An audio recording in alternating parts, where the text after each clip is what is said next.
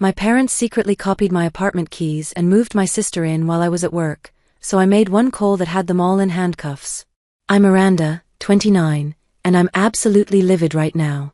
I need to get this off my chest because I genuinely cannot believe what my family has done to me. I've been sitting in my apartment for the past 3 hours staring at the new locks I just had installed, and I'm still shaking with anger. Let me give you some background first. I work as a marketing director and have been living independently since I was 22. I bought my own condo 2 years ago in downtown Portland. No help from family, just my own savings and a mortgage I'm paying off myself. It's nothing fancy, but it's mine. I worked incredibly hard for it, pulling 60-hour weeks and living off takeout Chinese to save for the down payment. My sister Savannah, 27, is the golden child.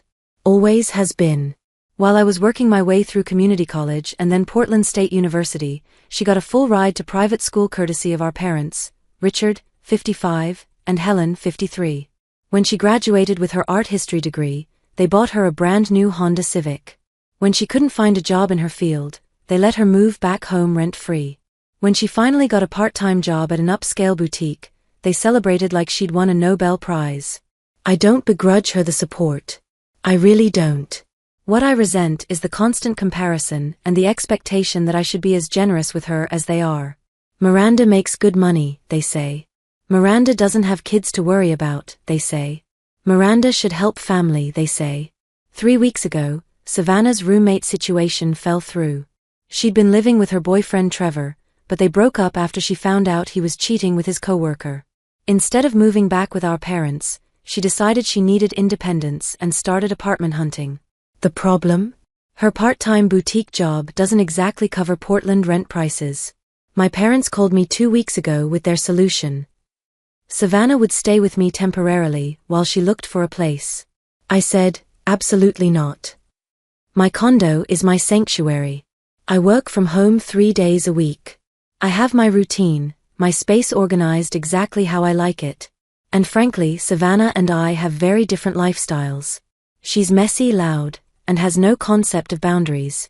The last time she visited for a weekend, she ate all my meal prep, left mascara stains on my bathroom counter, and had friends over until 3 a.m. on a Sunday night. I thought I'd been clear, crystal clear. I said no repeatedly and offered to help her look for affordable places instead. I even offered to lend her money for a security deposit as a loan with a written agreement. But no, that wasn't good enough for my parents. They insisted family helps family and that I was being selfish with my extra space. For context, I have a 2-bedroom condo. The second bedroom is my home office where I literally work and have thousands of dollars of equipment set up. What happened next would change everything. Fast forward to yesterday. I came home from my yoga class around 7 p.m. to find Savannah in my living room, surrounded by boxes and suitcases. She was literally unpacking her things into my condo. My parents were there too, helping her move in, acting like this was completely normal. I cannot adequately describe the fury I felt in that moment. The violation, the complete and utter disrespect. When I demanded to know what was happening, my mother Helen just smiled and said, "We knew you'd come around once you saw how much Savannah needed this." My father, Richard, added, "Don't be dramatic, Miranda. It's just temporary." Savannah, meanwhile, was already talking about how she was going to brighten up my boring professional space, and how we could have sister bonding time. She'd already put her toiletries in my bathroom and hung her clothes in my office closet. I told them all to get out. Immediately. My mother tried to guilt-trip me, saying I was being cruel to my sister in her time of need. My father tried to be stern, telling me this was happening whether I liked it or not. Savannah started crying, saying I was being mean and that she had nowhere else to go. But here's the kicker, here's what sent me into a blind rage. My mother then said, "Well, it doesn't matter what you say. We had copies of your keys made for Savannah. She's family, and this is happening." They had copies made of my keys. Apparently, they'd taken my spare key during their last visit. I kept it in a kitchen drawer for emergencies and had completely trusted them. They gave Savannah her own set and kept a set for themselves. They literally planned this behind my back, knowing I'd say no, and decided to override my autonomy as an adult. I lost it. I told them they had exactly 10 minutes to get everything out of my condo or I was calling the police. My father laughed and said I wouldn't call the cops on family. So I did. I called 911 right there and reported a break-in in progress. That got them moving. By the time the police arrived, they were loading Savannah's things back into their Subaru Outback with my mother crying about how I was tearing the family apart. I explained the situation to the officers.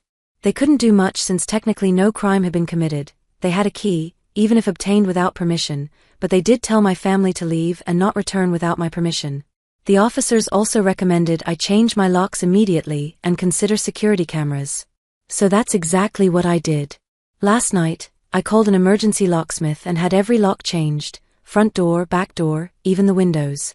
It cost me $400, but it was worth every penny.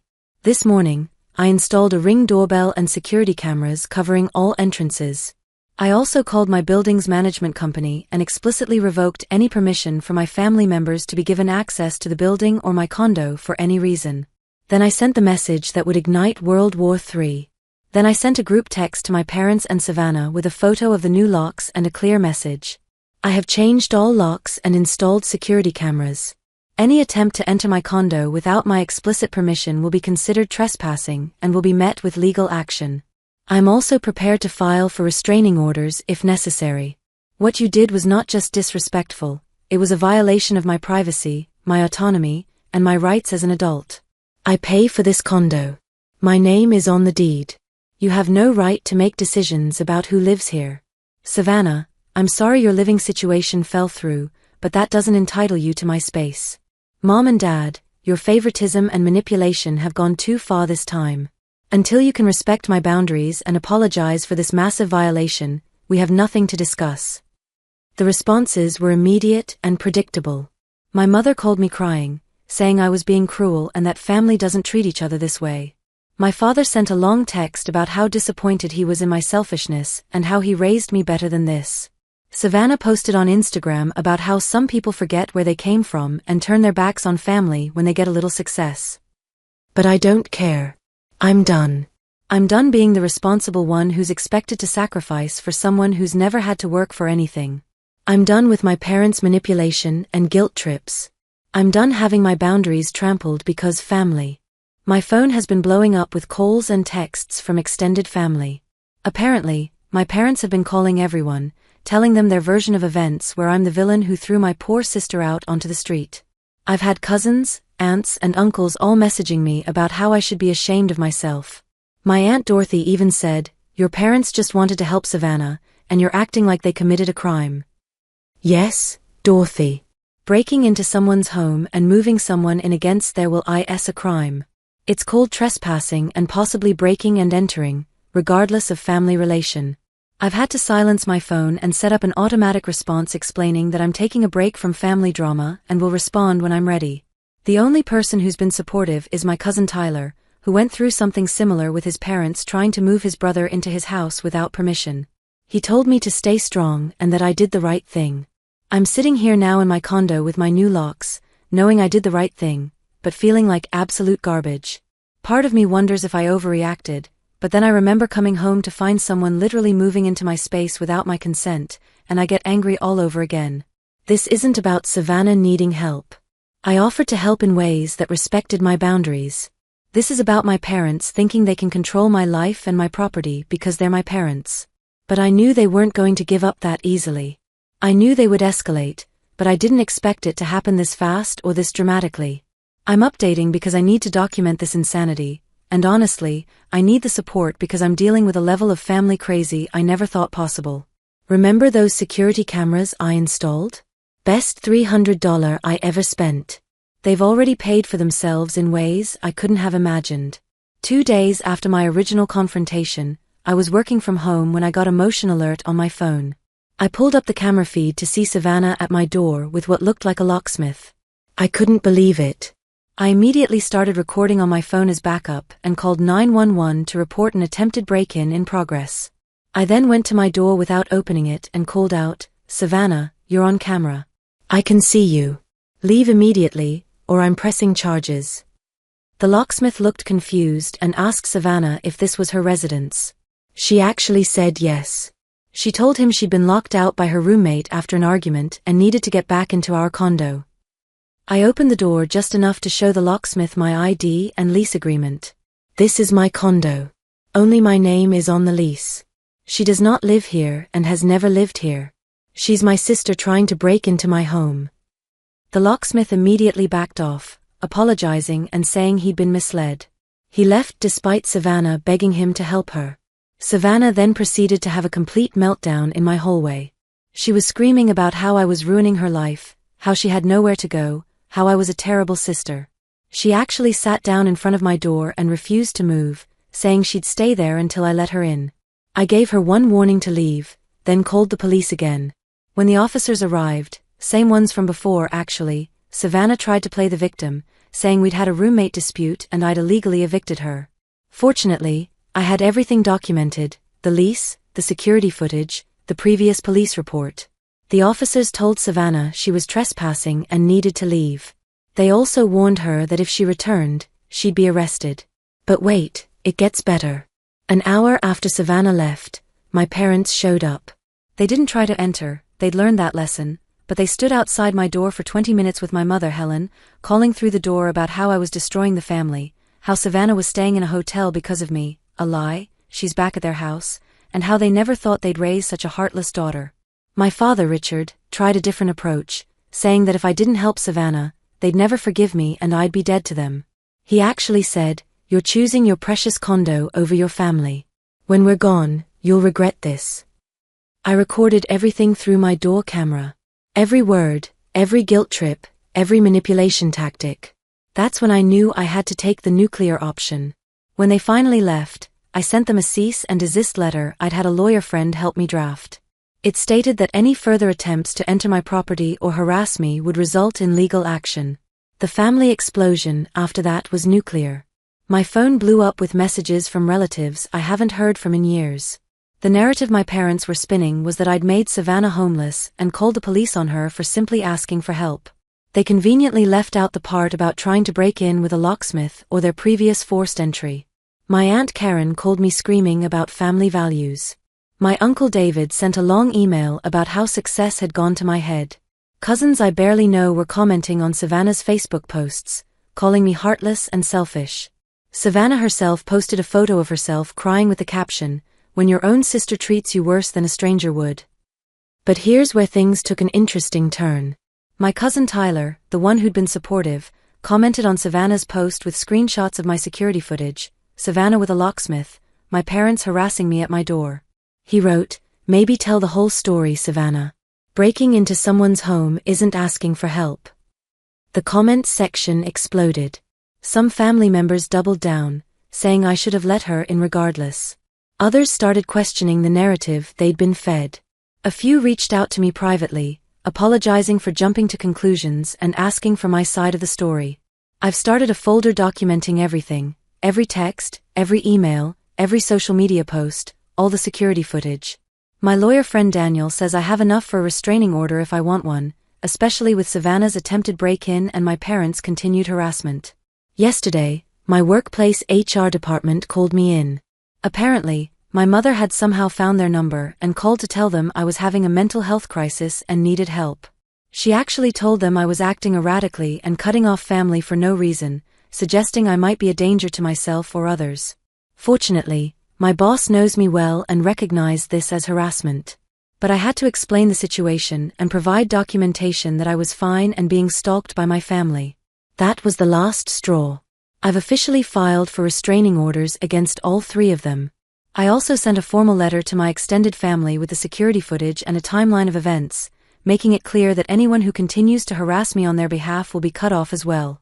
The flying monkeys have mostly retreated, though I'm still getting the occasional passive-aggressive message. Savannah has started a GoFundMe for her emergency housing situation, claiming she's been made homeless by family. It's raised $200, mostly from her friends who don't know the full story. My mental health has taken a hit. I'm not sleeping well, I jump every time I get a notification, and I've had to take a few days off work to deal with the legal stuff. But I don't regret standing my ground. The restraining order hearing was about to become a circus. The restraining order hearing was yesterday morning, and my family turned it into a complete circus. They all showed up, not just my parents and Savannah, but also my aunts Dorothy and Karen, my Uncle David, and several cousins. They'd clearly coordinated their outfits to look like a grieving family, all in black like they were at a funeral. Savannah took the stand first and spun a tale of woe about how I'd promised she could stay with me, then changed my mind and threw her out, leaving her homeless and destitute.